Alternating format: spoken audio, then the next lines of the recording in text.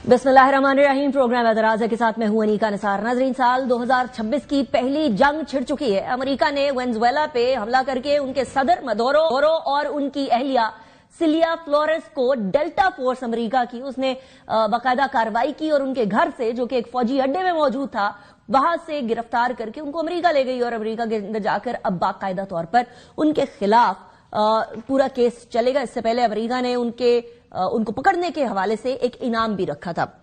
अब interesting development है, थोड़ी देर पहले सदर ट्रंप भी बात कर रहे थे इस हवाले से, वो मैं आपको थोड़ी देर में सुनाऊंगी। आखिरी सेगमेंट में हम इस हवाले से बात करेंगे, लेकिन उससे पहले हम बात करेंगे पाकिस्तान की सियासत की। 5 बड़ों की बात हुई थी। राना सनाउल्लाह साहब ने कल मेरे प्रोग्राम में क्या कहा था, सुने जरा।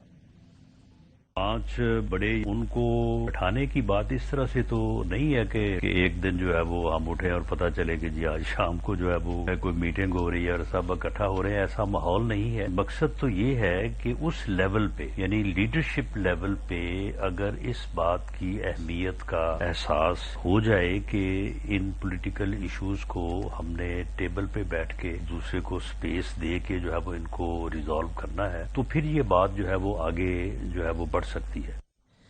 अब ये बात आगे बढ़ते हुए फिर ना होने वाली बात है, मुश्किल ही नजर आ रही है, इसलिए क्योंकि एक तरफ तो बड़ी वाज़ेह तौर पर कह दिया है कि एकदम से नहीं हो सकता ये, क्योंकि इसके बाद एक्सपेक्टेशंस, तवक्कुआत बहुत बढ़ गई थी कि शायद अब मामला जो है वो सेटल डाउन हो जाएगा, मुज़ाकरात की तरफ मामला जा रहे हैं। लेकिन दूसरी तरफ पाकिस्तान तहरीक इंसाफ के जो असल रहनुमा इमरान खान साहब हैं, वो किसी भी तरीके से मुज़ाकरात की तरफ नहीं जा रहे। टीटीएपी के ऊपर जरूर मामला छोड़ दिया, लेकिन असद कैसर साहब एक और शिकायत कर रहे हैं और वो कह रहे हैं कि केपीके के अंदर हुकूमत करना बड़ा मुश्किल हुआ है। सुने।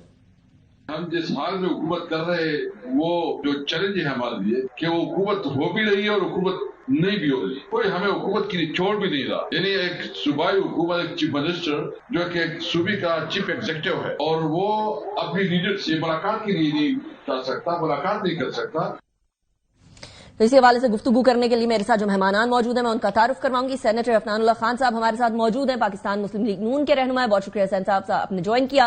मेरे साथ सैयद नासिर हुसैन शाह साहब मौजूद हैं, वजीर हैं सिंध के तवानाई के। बहुत शुक्रिया शाह साहब आपने ज्वाइन किया। पीपल्स पार्टी के सीनियर रहनुमा भी हैं।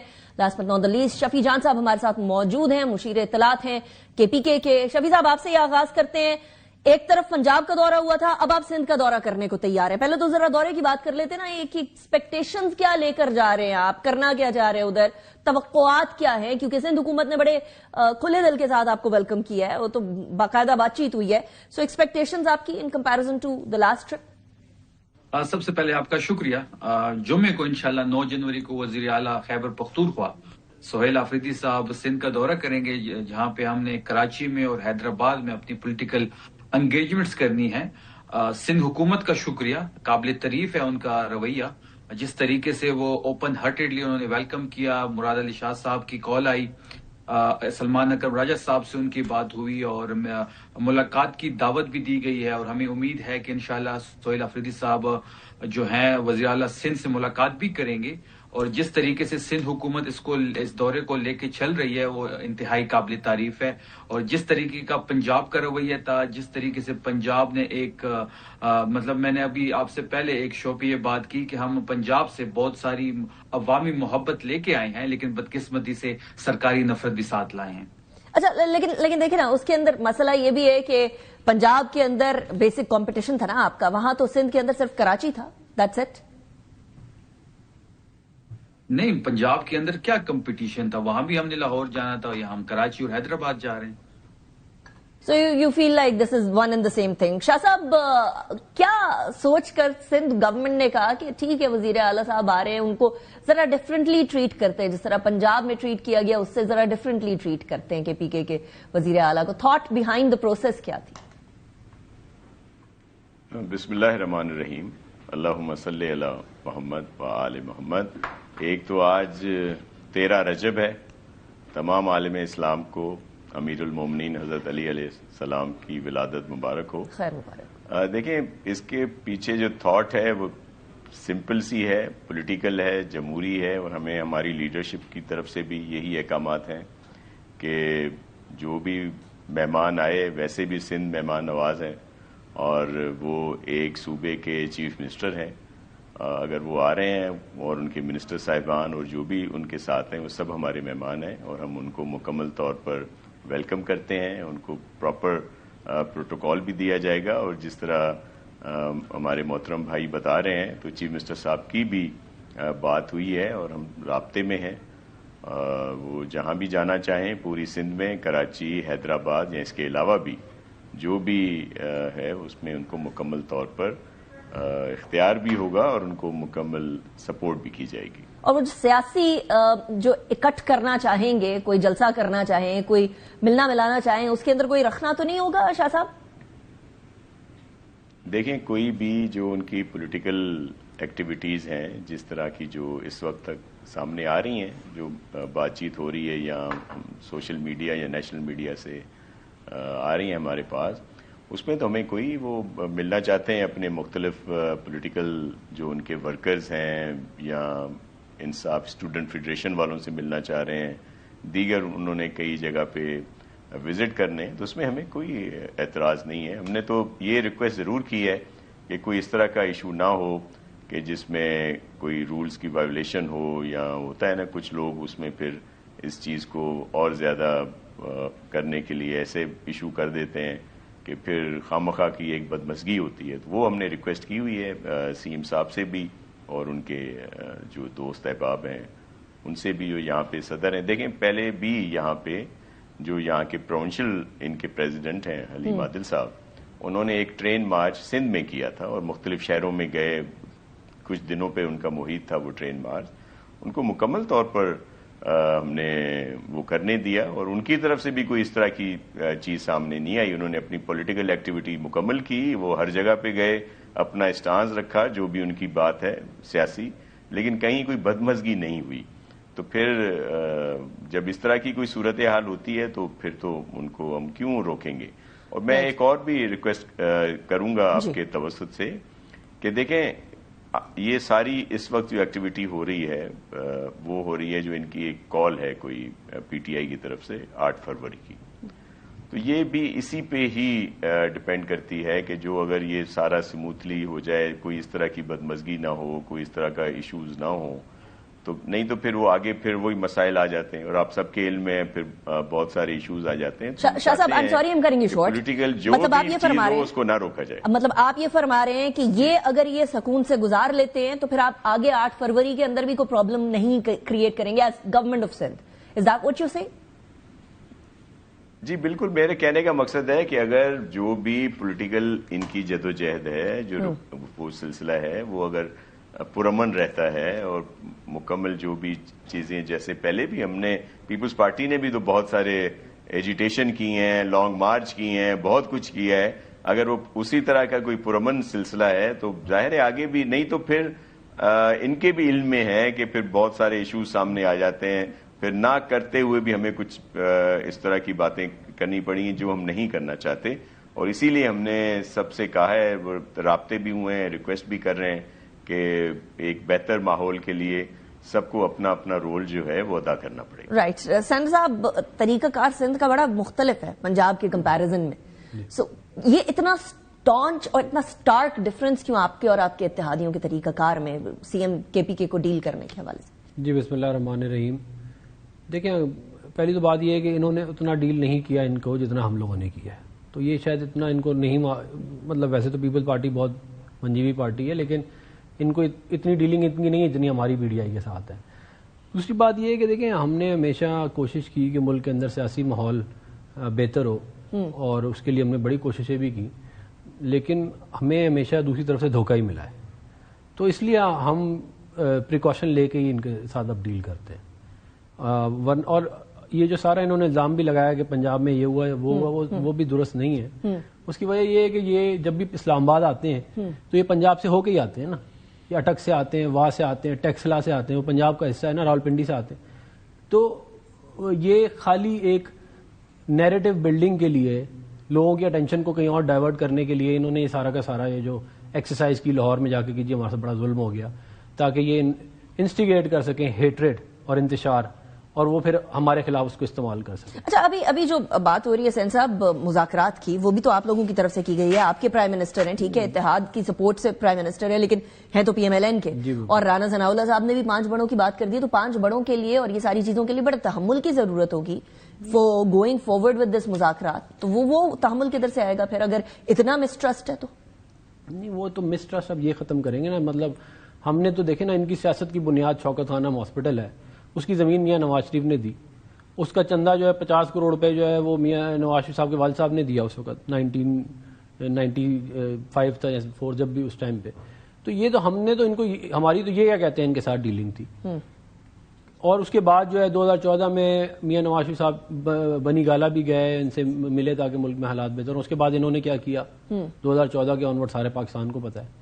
تو یہ ان کی ڈیلنگ تھی، اور جو ہماری ڈیلنگ ہے وہ میں نے آپ کو بتا دیا. ہم آگے بھی ان کے ساتھ نہ خراب کرتے. ابھی آپ لوگ ڈیلنگ ٹھیک کر رہے ہیں 2013 سے 18 ہم نے ابھی فیئر پلے ہو رہا ہے. 2013 سے 18 ہم نے ان کے خلاف ایک مقدمہ نہیں ہوا، ان کو کچھ نہیں کہا، کہ مسلسل ہمارے خلاف سازش بھی کرتے رہے. اور پھر 18 کے بعد سے انہوں نے ہمارے ساتھ کیا وہ بھی تو تاریخ کا حصہ. یہ ٹرسٹ ڈیفیسٹ ہی بیسک ایشو ہے. شاہ صاحب آپ لوگوں نے ویسے ہی زرداری صاحب کی سروسز مفاہمت کے حوالے سے آفر کر دی ہے. بلاول بھٹو زرداری صاحب نے جمعے کو آپ لوگ ملاقات بھی کر رہے ہیں. تو یہ ٹرسٹ ری بلڈ کرنے کے لیے کوئی بات ہوگی، مذاکرات کے حوالے سے کنونس کرنے کی کوشش کریں گے پاکستان تحریک انصاف کو؟ دیکھیں اس وقت مختلف رائے آ جاتے ہیں نا. اصل ایشو یہ ہے کہ PTI کے جو ہمارے دوست ہیں ان کے پاس وہ اختیار نہیں ہے کہ وہ کوئی حتمی بات کر سکیں. اب ظاہر ہے خان صاحب جو کہیں گے وہ اسی کو فالو کرتے ہیں، اور پھر وہاں پہ ان کا ملنا بھی کچھ مشکل ہے یا جو بھی سلسلہ ہے. نہ ہی انہوں نے کسی کو اختیار دیا ہے. جو بھی کمیٹی بنتی ہے وہ بھی کوئی اتنی با اختیار نہیں ہوتی. اور پھر عجیب و غریب جو سوچ ہے نا وہ بھی اس میں رکاوٹ ہے. وہ عجیب و غریب سوچ کیا ہے؟ مثال کل اگر رانا صاحب ثناءاللہ صاحب نے کہا، وہ ایک سینئر پولیٹیکل ورکر ہیں اور سینئر ہیں، اور انہوں نے جو بات کی اس میں سینس ہے کہ بھئی سب کو مل کر بیٹھنا ہوگا. اور یہ بات انہوں نے پہلی دفعہ بھی نہیں کی، اس سے پہلے بھی PMLN کی لیڈرشپ کی طرف سے بات ہوئی ہے، پیپلز پارٹی کی لیڈرشپ کی طرف سے بات ہوئی ہے، دیگر پولیٹیکل طرف سے بھی یہ بات آئی ہے کہ مل کر بیٹھنا چاہیے، بات چیت ہونی چاہیے. لیکن ہمیشہ کہاں سے آتا ہے کہ جو آپ ذکر کر رہی ہیں خان صاحب کی طرف سے کہ جی وہاں سے ہی رکاوٹ آتی ہے کہ جی اس سے بات نہیں کرنی، اس سے کریں گے، پھر آتا ہے ان سے بھی نہیں کرنی. تو یہ ایشو جو ہیں یہ اس میں حائل ہیں. اور اب پھر دوبارہ میں سوشل میڈیا، آپ کے نیشنل میڈیا پہ بھی سنتے ہیں، آپ کے پروگرام بھی ہم دیکھتے ہیں، ڈائریکٹ نہ دیکھ سکتے ہیں تو ریپیٹ ٹیلی کاسٹ میں دیکھ لیتے ہیں. تو اس میں بھی بڑی عجیب و غریب باتیں سننے کو آئی ہیں کہ جی اب یہ جو مفاہمت ہے یا یہ جو بیٹھنا ہے یہ گورنمنٹ کی بڑی مجبوری ہے. لیکن میں بھی ایک سیاسی ورکر ہوں، میں سمجھتا ہوں کہ یہ ایک سیاسی ول تو ہو سکتی ہے گورنمنٹ کی، یا ہم بھی اگر کہتے ہیں پیپلز پارٹی بھی کہتے ہیں، لیکن مجبوری نہیں ہے کہ کہا جائے کہ جی وہ بس حکومت کو بڑا وہ خطرہ ہو گیا ہے یا کوئی بڑا مسئلہ ہو جائے گا. ایسا بالکل نہیں ہے. اور یہ ہی اس قسم کی باتیں خاص طور پر ہمیں جو ایک بڑا سینئر کیڈر ہے PTI کا، سیریس لوگ ہیں، ان کے لیے بڑا احترام ہے. لیکن کچھ لوگ عجیب و غریب باتیں کرتے ہیں، یا پھر کچھ ولاگرز ہیں جو یہاں بیٹھے ہیں یا باہر بیٹھے ہیں، وہ اس طرح کی کہانی پیش کرتے ہیں کہ بھئی یہ حکومت آج گئی یا کل گئی، اور عجیب قسم کا کیوس جو ہے نا وہ کریٹ کرتے ہیں. مثال آپ نے دیکھا کچھ دن فیلڈ مارشل کا نوٹیفیکیشن لیٹ ہوا تو عجیب و غریب باتیں کی گئی. وہ تو لیکن شاہ صاحب گورنمنٹ کے لیے تو صرف ایک ہی خطرہ ہو سکتا ہے نا، اور وہ یہ خطرہ ہے کہ آپ لوگ اگر ساتھ چھوڑ دیں. تو جب تک آپ لوگ ساتھ ہیں تب تک تو حکومت کے لیے کوئی خطرہ نہیں ہے. تو یعنی آپ کی بات سے اخذ کیا جائے کہ آپ لوگوں کا بھی وہ جو لمبی اننگز ایاز صادق صاحب کہہ رہے تھے وہ کھیلنے کا ارادہ ہے گورنمنٹ کے ساتھ، یہ PMLN کے ساتھ؟ دیکھیں پاکستان پیپلز پارٹی کی مجبوری کیا ہے؟ پاکستان پیپلز پارٹی کی مجبوری ہے پاکستان، جمہوریت اور عوام. ہمیں سینیٹر عفنان صاحب میرے بڑے محترم ہیں، مجھے بڑا ان کا احترام ہے، لیکن ہم اگر ان کا سپورٹ کر رہے ہیں تو پاکستان کے لیے، جمہوریت کے لیے.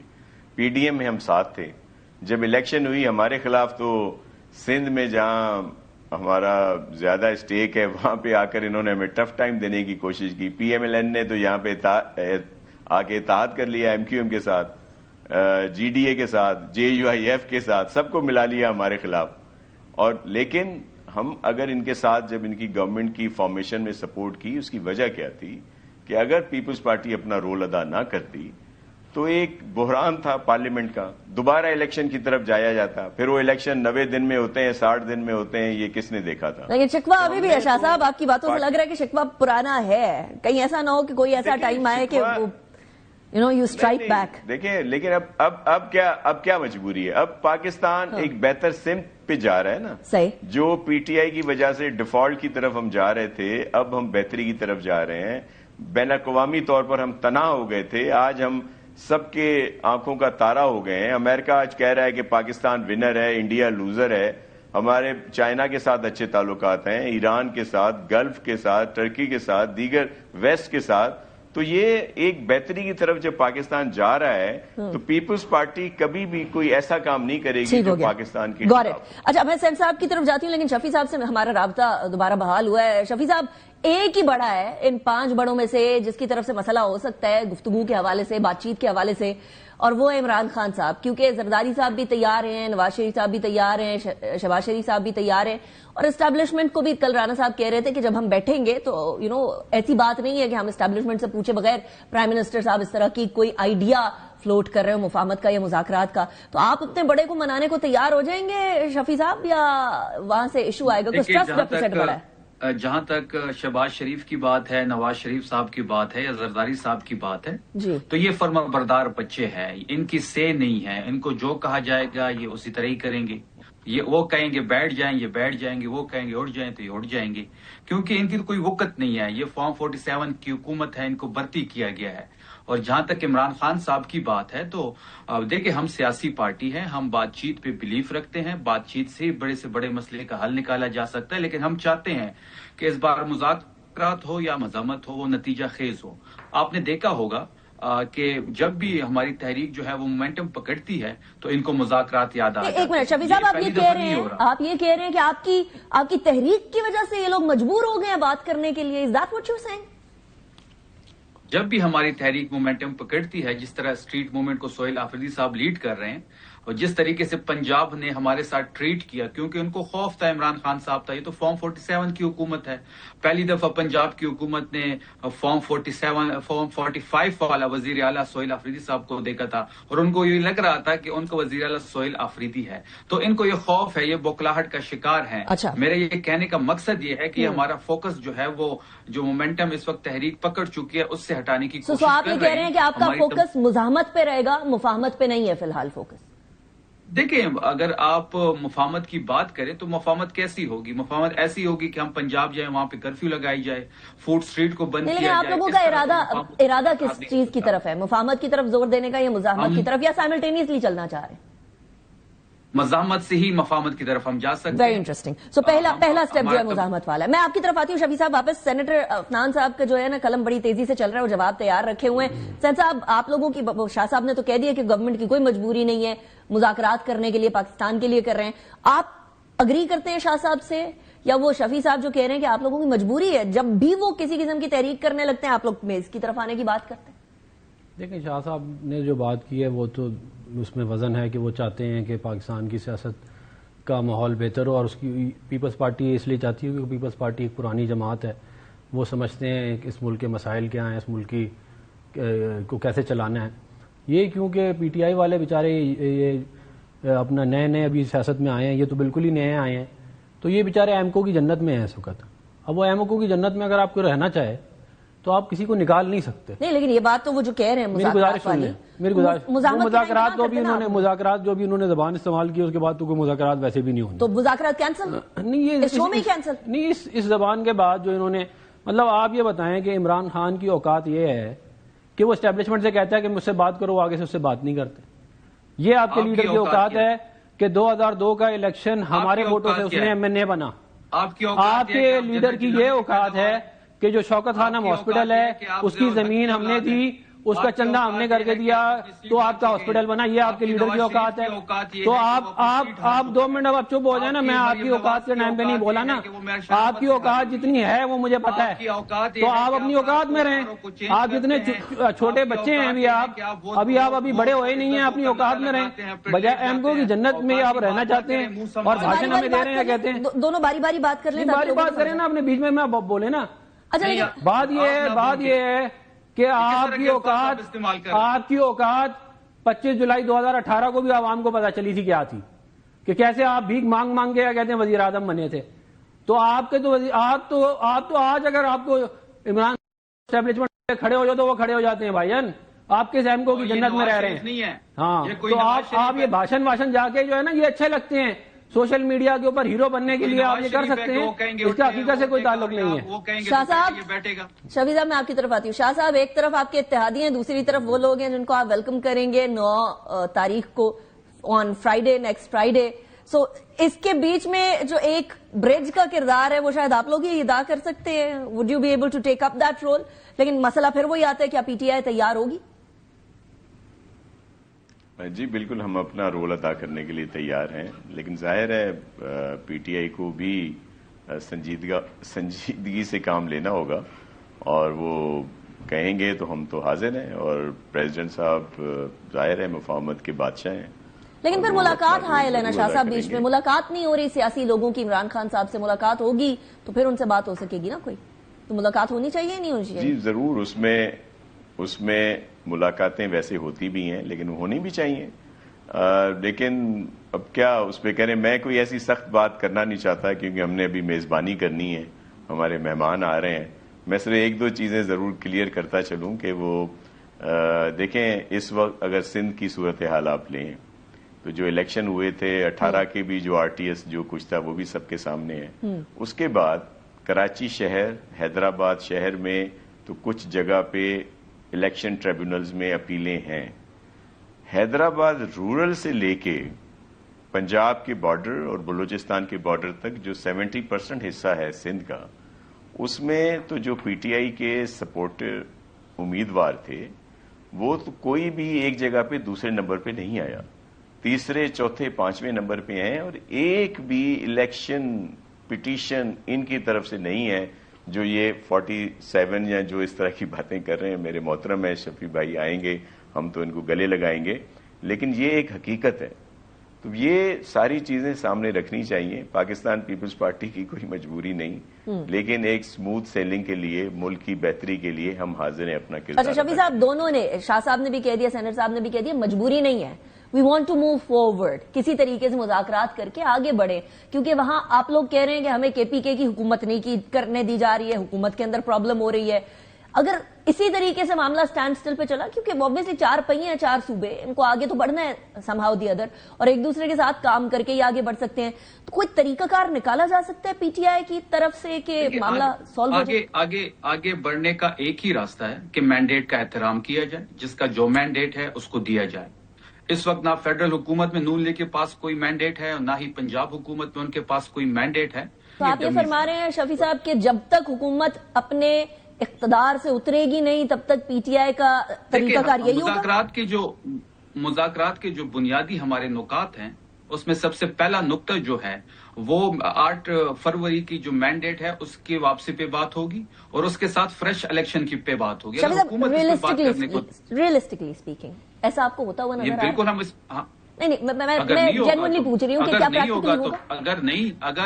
اگر نہیں ہوگا, حکومت اس ناجائز طریقے سے بیٹھی رہے گی اداروں کی سہولت کاری سے, تو ہم مذمت کریں گے, ہم مذمت بھرپور کریں گے. پیچھے شاہ صاحب نے بھی تھوڑی دیر پہلے فرمایا نا کہ دیکھیں پھر تو 2018 یاد ماضی عذاب ہے یار, اب چھین لے مجھ سے حافظہ میرا, تو پھر وہاں جائیں اور وہ والا اقتدار دیں جس کا RTS بیٹھا تھا.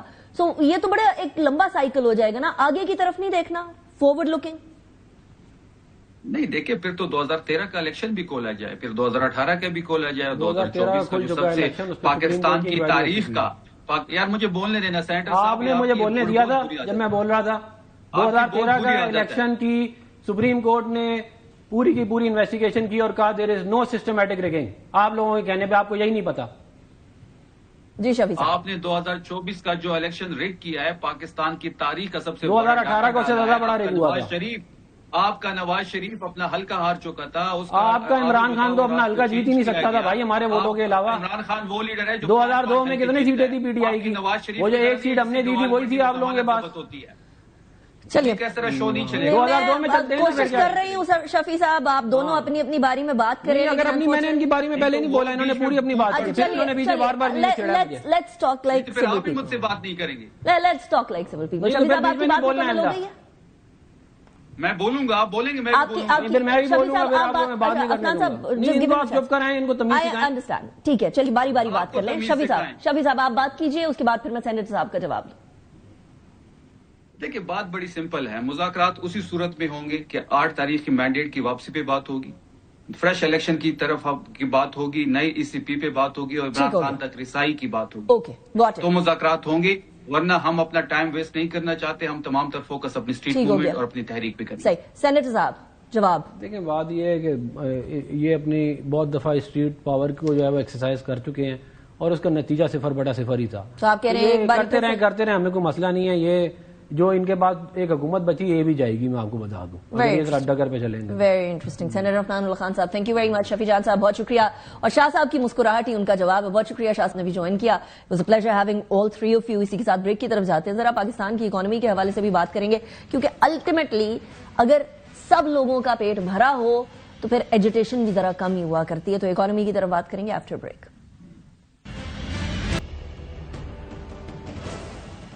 Welcome back after break. ذرا معیشت کی طرف نظر ڈالتے ہیں, کیونکہ ایک طرف ہم لوگوں نے 2025 کے اندر بہت ساری کامیابیاں دیکھی, تو دوسری طرف عوام کو یہ دہائی دیتے ہوئے بھی سنے کہ مہنگائی زیادہ ہو گئی ہے اور معاملات ذریعہ معاش کم ہو گئے ہیں, معاملات گڑبڑ ہو رہے ہیں ایک عام ہاؤس ہولڈ کے لیے. میکرو اکنامک انڈیکیٹرز ہم لوگوں کو پازیٹو سائڈ پر جاتے ہوئے نظر آئے, لیکن ان کا ٹرکل ڈاؤن افیکٹ ہونا بڑا امپورٹنٹ ہے. خرم شہزاد صاحب ہمارے ساتھ موجود ہیں, مشیر ہیں, وزیر خزانہ. بہت شکریہ Khurram Shahzad Sahib for joining me in the program. It's a pleasure having you. Khurram Sahib 2025 کی روشنی میں کیسا رہے گا یہ میکرو اکنامک اسٹیبلٹی کو چھوڑ کے اب مائکرو اکنامک اسٹیبلٹی تک آئیں گے ہم یا نہیں؟ جی بہت شکریہ مجھے پروگرام میں لینے کے لیے. بالکل جی, میں تو بہت ہوپ فل ہوں, کیونکہ 2025 کا سال جو تھا وہ پاکستان کے لیے ایک یہ سمجھیں کہ ایک بہت ہی سگنیفیکنٹ ایئر تھا پاکستان کی گلوبل امیج کے لیے, گلوبل کریڈیبلٹی کے لیے, اور of course macro economic stability کے لیے. اب وہ دیکھیں 2025 میں مئی کے بعد, مئی کا پہلے کا پاکستان اور بعد کا پاکستان, اس میں زمین آسمان کا فرق ہوا. اور میں اس لیے کہہ رہا ہوں کہ 2025 کے بعد مئی خاص طور پہ جب انڈیا کے ساتھ ہمارا جو ہے وہ ایک بہت اچھا ایک بیٹل ہوا جس میں ہماری پرفارمنس الحمدللہ بہت ایکسٹراڈنری رہی, اس نے پاکستان کے امیج کو ایک شفٹ دیا ہے. پاکستان 2-3 گراؤنڈز پہ جو ہے اسے کامیابی ملی. ایک تو ڈپلومیٹیکلی بہت زیادہ کامیابی ہوئی before and after, before versus after, اور دوسرا جو ہے اس کے علاوہ آپ کے پاس نیریٹو جو تھا اوور آل وہ بہت بہتر ہوا. آپ نے دیکھا یو ایس کے ساتھ ہماری کس طرح سے کتنی اسٹرانگ ریکوری ہوئی ریلیشن شپ میں, اور پھر وہ ٹرکل ڈاؤن ہو رہا ہے اکنامک جو ہے وہ آؤٹ کمز میں. اس کے ساتھ ساتھ ہماری جو ہے آن گراؤنڈ بیٹل آپ کو پتا ہے کتنی بہتر رہی, اور جتنا زیادہ ہم نے جو کریکٹر کا مظاہرہ کیا وہ ایکسٹراڈنری تھا. تو دنیا نے اس کی عزت کی, اور آپ کو پتا پوری مڈل ایسٹرن بیلٹ واپس آئی اکنامکلی, پولیٹیکلی. اور آپ دیکھیں سعودی عربیہ کے ساتھ ہمارا پیکٹ سائن ہوا, اسٹریٹجک پیکٹ سائن ہوا. مڈل ایسٹ کا بڑا اچھا ہمارا جو ہے وہ ایک ایکسپیرینس رہا. اس کے ساتھ ساتھ چائنا واپس آیا بہت اسٹرانگلی, آلدو چائنا آلریڈی تھا ہمارے ساتھ. چائنا یو ایس دونوں کے ساتھ ہم نے بہت اسٹرانگ اسٹریٹجک ریلیشن شپ دوبارہ سے یہ کریں ریوائیو کیے, اور چائنا سی پیک 2.0 کے ساتھ آیا. امریکہ کی مائننگ اینڈ منرل کمپنیز واپس آ رہی ہیں, 2 نے اناؤنس کیا انویسٹمنٹس کا. اس کے علاوہ ٹیکنالوجی میں ان کی بہت انٹرسٹ آ رہا ہے. پھر سعودی عربیہ کے ساتھ جو ہے وہ B2B انگیجمنٹ شروع ہو گئی اور بہت اسٹرانگ ہوئی. آپ کو نظر آئے گا فرسٹ کوارٹر کہہ لیں یا ارلی سیکنڈ کوارٹر میں آپ کو اچھی ڈیولپمنٹس نظر آئیں گی سعودی عربیہ, پرٹیکولرلی سعودی عربیہ کی طرف سے انویسٹمنٹ میں پاکستان کے لیے. پھر پاکستان کا اپنا جو اسٹیبلٹی کا پورا ایک فریم ورک بہتر ہوا ہے. آپ کے ریزروز جو ہیں آپ دیکھیں, یہ ایک بہت بڑا انڈیکیٹر ہوتا ہے جو فارکس ریزروز ہوتے ہیں, اس میں آپ کا جو ہے نا وہ کوئی 30-35% جو انکریز ہے پچھلے سال کے مقابلے میں. شہزاد صاحب ایک پاکستان بڑا مسئلہ ہے, بوم بس سائیکل سے ہم لوگوں کی اکانومی گزرتی ہے, بڑی اسٹیبلٹی نہیں ہوتی. اس ساری چیزوں کے لیے اسٹرکچرل ریفارمز کی ضرورت ہے. ابھی IMF ہم لوگوں کو کہہ رہا ہے کہ ہمارا 2026 کا جو GDP گروتھ ہے وہ 3.6% رہے گی. تو ہم یہ سلو گروتھ سائیکل سے نکل کے 5-6-7% ग्रोथ की तरफ जा सकेंगे या नहीं जा सकेंगे, क्योंकि क्या 3-3.5% पे ही हम लोगों ने अटके रहना? देखिए, मैं तो अगर आप रिसेंट नंबर्स देखें, निका आपने आई थिंक फर्स्ट क्वार्टर के नंबर्स देखे होंगे जो पीबीएस ने रिलीज किए आई थिंक 3-4 दिन पहले। तो फर्स्ट क्वार्टर यानी कि इस साल का जुलाई से सितंबर का नंबर देखें जीडीपी ग्रोथ का, तो 3.71% आया है और पिछले पूरे साल की जो ग्रोथ थी ना वो 3.1% थी। तो आपने फर्स्ट क्वार्टर में 3.7% ग्रोथ जो है नजर आ गई आपको। और ये देखें डिस्पाइट फ्लड्स, आप याद रखें कि फ्लड्स वाला जो हर साल मसला हो रहा है वो बढ़ता जा रहा है, उसके बावजूद दो चीजें बड़ी जो है वो बेहतर नजर आई हैं डिस्पाइट फ्लड्स। नंबर वन, जैसे मैंने कहा कि जो जीडीपी ग्रोथ है वो 3.71% फर्स्ट क्वार्टर में नजर आई है, जो कि जुलाई से सितंबर का पीरियड होता है। अब उसके बाद अक्टूबर से दिसंबर का ये जो पीरियड है इसमें तो फ्लड्स रीसेट हो गए ना, इसमें तो महंगाई की शरह जो जाने वाली थी, हम सोच रहे थे कि जी फ्लड्स की वजह से पता नहीं महंगाई की शरह कहां चली जाएगी। आप देखें दिसंबर के अंदर जो महंगाई की शरह आई है उसमें पिछले महीने के मुकाबले में फूड की महंगाई में तकरीबन 2% डिक्लाइन है, और जो टोटल जो महंगाई है उसमें भी तकरीबन कुछ 40 बेसिस पॉइंट की डिक्लाइन नजर आया है, कमी नजर आई है। तो देखें महंगाई स्टेबलाइज होना और जो ग्रोथ है वो किक इन होना शुरू हो गई है, ये बड़ी अच्छी इंडिकेशंस हैं। और फ्लड्स जो है ना अब रीसेट हो गए हैं, तो इसका मतलब ये हुआ कि जो इंडस्ट्रियल ग्रोथ है उसके नंबर्स भी आप देखें तो पहले 4 महीने में 5% ग्रोथ है उसमें। तो आपकी जीडीपी ग्रोथ मेरे ख्याल में हम जो एक्सपेक्ट कर रहे हैं वो 3.5%, 4% कर रहे हैं, तो मुझे लगता है हो सकता है 4% भी क्रॉस कर जाए। तो अगर आपकी ग्रोथ 4% क्रॉस करती है और स्टेबल ग्रोथ रहती है क्वालिटी ऑफ ग्रोथ के साथ, ये नहीं होता कि सिर्फ इम्पोर्ट्स पे हम ग्रोथ कर रहे हैं, क्वालिटी ऑफ ग्रोथ अगर आती है और इन्फ्लेशन कम रहती है तो आहिस्ता आहिस्ता आप देखेंगी। आज भी आप देखें एचबीएल का, स्टैंडर्ड एंड पुअर्स का एक जॉइंट वेंचर है, एक इंडस्ट्रियल जो है सर्वे का, एचबीएल ने अपनी रिपोर्ट में आज ये कहा है कि आपके एक्सपेंशन शुरू हो गई है, एक्सपोर्ट्स बेहतर हो रही है, जॉब्स हैं वो स्टार्ट हो गई हैं इंक्रीज होना, इन्वेंट्रीज इंक्रीज होना शुरू हो गई। ये इंडिकेशंस होती हैं आपकी सनती जो है ना वो सक्सेस का या सनती ग्रोथ का, वो तो आना शुरू हो गई है। राइट, इसको बेहतर करना है, सस्टेनेबल बनाना है, ये इंपॉर्टेंट है रिफॉर्म्स के साथ। अच्छा, अभी 1-1.5 महीने आईएमएफ की एक रिपोर्ट थी जिसके अंदर एलीट कैप्चर की बात हुई थी, और ऑब्वियसली वो जो 6% जीडीपी पाकिस्तान की जो है वो खा जाती है करप्शन, उसके बारे में क्या करेगी गवर्नमेंट कि हम लोगों का जो ग्रोथ है वो 4.25 से भी ज्यादा बढ़ के it could extend to 5-6%? Quorum साहब, देखिए ये जो रिपोर्ट थी ना, आपने देखा होगा गवर्नमेंट पाकिस्तान ने खुद रिक्वेस्ट की थी कि आप हमें ये बताएं कि जी हम किस वजह से प्रॉब्लम्स में, ऑल्दो प्रॉब्लम्स तो वेल नोन है बहुत सारी, बट आपका एक बड़ा पार्टनर दुनिया में जो आपके साथ प्रोग्राम में चल रहा है, आपको फंडिंग भी दे रहा है, आपसे वो एक प्रोग्राम करवा भी रहा है, और आप साथ में भी अपना एक होम ग्रोन रिफॉर्म एजेंडा लेके चल रहे हैं, जिसमें प्राइवेटाइजेशन आप देखें पीआईए की हुई है 40 साल के बाद। पीआईए की एफर्ट्स थी प्राइवेटाइजेशन की, बहुत बड़ी ट्रांजैक्शन ये हुई है, और ये 19 साल के बाद आई थिंक एक बड़ी ट्रांजैक्शन की प्राइवेटाइजेशन हुई है, जो कि एक्सपेक्टेड उस तरह से नहीं थी लोगों को, इसलिए वो आई थिंक एब्जॉर्ब भी नहीं हुई इस तरह से। एनर्जी की प्राइसेस में 2 मरतबा प्राइम मिनिस्टर ने कमी का ऐलान किया और आहिस्ता आहिस्ता नीचे आई। उसके अलावा इंटरेस्ट रेट्स आधे हो गए, इन्फ्लेशन आपके हिस्टोरिक लो पे आ गई, रुपया आपका बहुत स्टेबल हो गया, आपके यहाँ जो है स्टेट ओन एंटरप्राइजेस के नए बोर्ड्स लगाए गए इंडिपेंडेंट, ताकि स्टेट ओन एंटरप्राइजेस में से गवर्नमेंट निकले, उसको प्राइवेटाइज करें। 24 कंपनियां और आ गई हैं प्राइवेटाइजेशन के पास। तो देखिए ये पूरा रिफॉर्म प्रोसेस है, राइट साइजिंग हो रही है, पेंशन के रिफॉर्म्स हो रहे हैं, टैक्स के अंदर जो है पॉलिसी को अलग कर दिया है और कलेक्शन को अलग कर दिया है। पॉलिसी जो है वैल्यू पे बना करेगी कि जी कहाँ टैक्स लगना है, कहाँ नहीं लगना चाहिए। तो फॉर्मल सेक्टर को हमने जो है ना कम करना है टैक्स को, सैलरी क्लास पे मजीद टैक्सेस कम करने हैं ताकि उनको और अफोर्डेबिलिटी बेहतरी हो उनकी, और लास्ट बजट में थोड़ा बहुत रिलीफ दिया भी गया। तो ये सारे रिफॉर्म्स किस लिए हैं? ये रिपोर्ट जो थी ना इसने हमें बताया, ये हमें रीइंफोर्स किया कि आप जो कह रहे हैं कि मसले हैं वो देखें, फैक्ट्स के साथ मसले हम बताते हैं आपको कि ये हैं। उसके अंदर 11 रिकमेंडेशंस भी हैं, उसमें से मेजॉरिटी पे तो ऑलरेडी काम हो रहा है। और आपने देखा होगा जुमेरात वाले दिन 31 दिसंबर को प्राइम मिनिस्टर ने एक चीज अनाउंस की कि हम अपना home grown agenda, reform agenda जो है आगे लेके चल रहे हैं, इम्प्लीमेंटेशन फेज में ऑलरेडी है, हम उसको और एक्सेलरेट कर रहे हैं।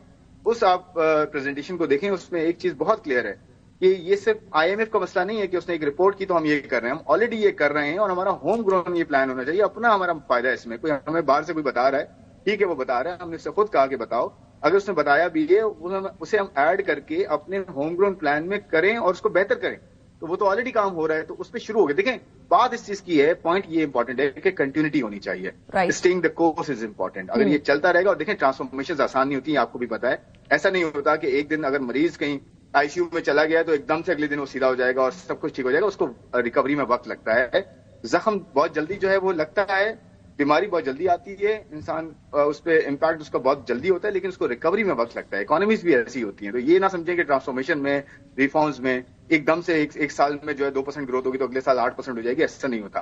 آہستہ آہستہ گروتھ آئے، کوالٹی بہتر ہو، سسٹینیبل ہو، اس کے لانگ ٹرم امپیکٹس ہوں گے، وہ لانگ ٹرم سسٹینیبل اکانومی ہوگی، رادر دین یہ کہ ہم جلدی میں یہ سوچتے رہیں کہ جی اب فوراً سے کچھ ایسا کریں جس سے فوراً سے بہتری آ جائے. ایسا ممکن نہیں ہوگا. Make sense. لیکن خورم صاحب بیماری تو بڑے عرصے سے ہے نا، وہ بیماری یہ ہے کہ ہم لوگوں کا امپورٹ ایکسپورٹ کا امبیلنس بہت شدید ہے. ایک تو ہم لوگ oil importing, gas importing country ہیں، اور اس کی وجہ سے امپورٹ بل ہمارا آسمانوں کو ہوتا ہے. بڑے عرصے سے ہم لوگ سبسڈیز بھی دیتے آ رہے تھے، کچھ مرات بھی دیتے آ رہے تھے ایکسپورٹ سیکٹر کو، لیکن ایکسپورٹ نہیں بڑھ سکا. ابھی دسمبر کے اندر ایئر آن ایئر 20.41% جو ہے وہ ہمارے ایکسپورٹس نے گراوٹ دیکھی ہے. سو یہ ایکسپورٹ اور امپورٹ کا جو بیلنس ہے اس کو کیسے کیٹر ٹو کریں گے 2026 کے اندر؟ کوئی اور طریقہ کار، کوئی جو چیزیں ہیں اس سے ہٹ کے کوئی سروسز کو ایکسپورٹ کرنا، what is the way forward؟ بہت اچھا سوال کیا آپ نے. دیکھیں ابھی ریسنٹلی نا پرائم منسٹر نے ایک بڑا اچھا ڈیسیژن لیا ہے. ایکسپورٹ ڈیولپمنٹ سرچارج تھا تقریباً کوئی 25 پیسہ جو ہے نا ایکسپورٹرز کے اوپر ایڈیشنل سرچارج تھا، اور وہ اس لیے تھا کہ جی ایکسپورٹر اس کا ایک فنڈ بنے اور فنڈ سے ہی ایکسپورٹرز جو ہیں اس سے فائدہ اٹھائیں، اپنے R&D ریسرچ اینڈ ڈیولپمنٹ کریں، نئی پروڈکٹس بنائیں، اس کو اس پہ خرچ کریں. یہ کوئی تقریباً آئی تھنک 1994 میں لگا تھا یا 92 میں لگا تھا، اس طرح کچھ تھا، کوئی 30 سال پرانی چیز تھی، 30 سال یا 31-32 سال. اس کو ریووک کر دیا ہے ایکسپورٹر کی کاسٹ آف ڈوئنگ بزنس کو کم کرنے کے لیے. 0.25% کاسٹ میں ایڈ ہو رہا تھا، جو کہ ایکسپورٹر کو ویسا فائدہ بھی نہیں ہو رہا تھا اور ان کی ٹاپ لائن سے وہ کٹ رہا تھا. تو دو اس میں کام کیے گئے. ایک یہ کہ اس کو ختم کر دیا جائے. الگ ایکسپورٹرز نے کہا کہ اس کو آپ سسپینڈ کر دیں، پرائم منسٹر نے کہا اس کو ختم ہی کر دیتے ہیں. کیوں سسپینڈ کریں؟ تاکہ آپ کو فائدہ ہو. اور آپ کو پتا ہے کہ 8 کمیٹیاں بنائی تھی پرائم منسٹر نے، اس کے اندر سارے پرائیویٹ سیکٹر کے جو ایکسپورٹرز ہیں، جو مین کارپوریٹ بزنس والے ہیں، ان کو چیئر پرسنز بنایا. ایسا نہیں کیا کہ کسی گورنمنٹ والے کو اٹھا کے کر دیا. تو اگر پرائیویٹ سیکٹر کے لوگ خود پرپوزلز دیتے ہیں، خود لیڈ کرتے ہیں اس کمیٹی کو، اور ڈیسیژن جو دیتے ہیں اس پہ امپلیمنٹیشن ہو رہی ہے، تو میرے خیال میں یہ بہت اچھی انڈیکیشن ہے کہ ایک پبلک پرائیویٹ سیکٹر کی جو ہے آپس میں ایک اچھی جو ہے کولیبریشن ہو رہی ہے، اور اس کا امپیکٹ آپ کو نظر آئے گا. اور امپورٹ ایکسپورٹ کی جو آپ نے بات کی نا، اس میں دیکھیں ہم نے ٹیرف ریفارمز کیے. ٹیرف ریفارمز میں یہ کیا ہے، اکانومی کو کھولنا شروع کیا ہے تاکہ ہمارے یہاں یہ جو رینٹ سیکنگ ہے، پروٹیکشنزم ہے، یہ کم ہو جائے، اور لوگ ہمارے جو لوکل پروڈیوسرز ہیں وہ کمپیٹیٹو ہوں دنیا میں. یہ بات بھی ٹھیک ہے کہ ہمارے یہاں بجلی مہنگی ہے، ٹیکسز زیادہ ہیں، تو ان کو بھی کم کیا جا رہا ہے. ایسا نہیں ہے کہ یہ جو ہے نا میوچلی ایکسکلوسیو ہے کہ جی یہ نہ کریں تو یہ کر لیں، دونوں کو کرنا ہے تاکہ کاسٹ آف ڈوئنگ بزنس بھی کم ہوتی جائے اور اکانومی کھلتی بھی جائے، تاکہ کہیں سے بھی کوئی امپورٹر یا کوئی بھی کنزمپشن جو ہے، کہیں سے بھی کوئی پروڈکٹ امپورٹ کرنا چاہتا ہے سستی تو وہ کرے، اور لوکل والا اگر اس سے بہتر بناتا ہے تو وہ کنزیومر کا فائدہ ہو. تو دنیا میں کمپٹیشن ایسی کریٹ کیے جاتے ہیں. اسے کہتے ہیں، ہم اسے we are calling it East Asia movement for Pakistan. Movement تھی اس وقت جو لیٹ 90s میں ہوا. اس وقت جو ہے نا اکانومیز کو کھولا گیا، اور اس وقت انیشیلی تو بہت زیادہ پین آئے، مشکلات ہوئی، ایکسپورٹس اس طرح سے نہیں بڑھی، امپورٹس بڑھی، بٹ ایونچولی جو لوکل پروڈیوسرز تھے انہوں نے کیا کیا، کیچ اپ کیا کہ جی اب گلوبل پروڈیوسرز آ رہے ہیں، گلوبل انویسٹمنٹ آ رہی ہے، تو ہمیں کمپیٹ کرنا پڑے گا اس گلوبل لیول پہ جا کے. اس سے نا پروڈکٹیوٹی ایفیشنسی بڑھتی گئی.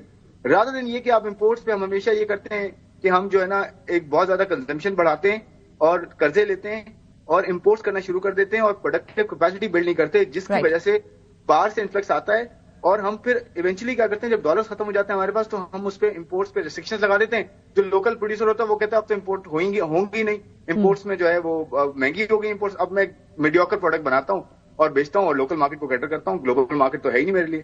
تو اس سے ہم نے کہا گلوبل مارکیٹ میں کمپیٹ کریں. ایکسپورٹ کوئی بھی ہوگا نا 1-2% ایکسپورٹ کرتا ہے، وہ ایکسپورٹ ضرور کرے. اب آپ دیکھیں ایکسپورٹس کا چیزیں شروع ہو گئی ہیں کھلنا، انویسٹمنٹ اور آپ کی جو صنعت کاری ہے اس میں آہستہ آہستہ لوگ اب فرنیچر مینوفیکچررز ہوں، سیمنٹ والے ہوں، پہلے سے بھی کر رہے تھے ایکسپورٹس، اب یہ سارے ایکسپورٹس کی طرف دیکھ رہے ہیں، گلوبل مارکیٹ کی طرف دیکھ رہے ہیں. تو یہ ٹیرف ریفارمز بڑا امپورٹنٹ ہے لانگ ٹرم بہتری کے لیے، ہمارے ٹریڈ کے لیے اور ہماری جو ہے ایکسپورٹس کے لیے. انیشیلی آپ کو نظر آئے گا تھوڑا بہت ڈپ ایکسپورٹس میں، بٹ ایونچولی فائدہ ہوگا. Got it. Thank you very much Khurram Shahzad Sahib. ابھی وہ چیزیں ڈسکس کرنے کو رہتی ہیں، ڈالر اور روپی کو کتنے عرصے تک برابر رکھا جا سکتا ہے، اور باقی کرنسیز کے کمپیرزن میں جب ڈالر ڈپ کر رہا ہے تو پاکستان کی کرنسی بھی ڈپ کر رہی ہے. بہت ساری چیزیں ہیں جو ڈسکس کرنے والی، but will leave that for another show. ابھی مجھے بریک کی طرف جانا ہے، بریک کے بعد واپس آئیں گے، اس کے بعد پھر بات کریں گے وینزویلا میں کیا ہوا. Welcome back after break. 2026 کی اگر پہلی جنگ قرار دیا جائے تو امریکہ اور وینزویلا میں کے درمیان ہوگی. امریکہ نے اپنی فوج کو بھیج کر وینزویلا کے صدر نکولس مادورو اور ان کی اہلیہ سیلیا فلوریز کو گرفتار کر لیا اور امریکہ میں واپس لے آیا. اس کے بعد پھر ابھی تھوڑی دیر پہلے، پروگرام سٹارٹ ہونے سے کچھ دیر پہلے، صدر ٹرمپ کا پام بیچ فلوریڈا، جہاں مارا-لاگو بڑا فیمس ریزورٹ ہے، وہاں بڑی امپورٹنٹ شخصیات سے صدر ٹرمپ ملاقات کرتے ہیں اور ابھی بھی بڑی امپورٹنٹ میٹنگز چل رہی ہیں، بڑی امپورٹنٹ دورے ہو رہے ہیں. وہاں سے کیا بولا انہوں نے، اس ساری صورتحال کے بارے میں ذرا وہ سنیں.